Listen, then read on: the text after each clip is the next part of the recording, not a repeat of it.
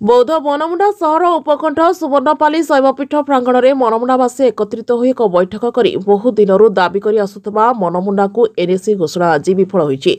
राज्य सरकार बौद्ध जिलार कंटामाल को एनएसी घोषणा करथिबा बेले एथिरु मनमुंडा बाद पड़िथिबा आलोचना होई तीव्र प्रतिक्रिया प्रकाश पाइथिला। गत मास मनमुंडार आयोजित असुरगढ़ महोत्सव में कंटामाल विधायक मोहित रण मनमुंडा एनएसी निश्चय हेबो बोली उपस्थित हजार हजार लोकंकु कहिथिले।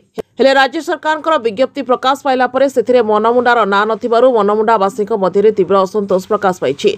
युवनेता राधाश्याम साहू, विप्रचरण बेहरा, गणेश लोई, आशीष साहू प्रमुखों समेत शताधिक लोक बैठक पर बासुदेवपाली ठारू देउली पर्यंत एक रैली रे जाई एनएससी चोर मोहितर नारा देई गांधी छक ठारे राति 9टारे कंटामाल विधायक श्रीजुक्त अरोड़ा और मुख्यमंत्री नवीन पट्टनायकर कुश पुतलिका दाह करथिले। एहा सहित आसंता मंगलवार दिन मनमुंडा संपूर्ण बंद डाकरा दे याकू सफल करने को समस्ते सम्मति प्रकाश करथिले। बौद्धरू प्रभंजन पुरोहित रिपोर्ट, जागृति लाइव मीडिया।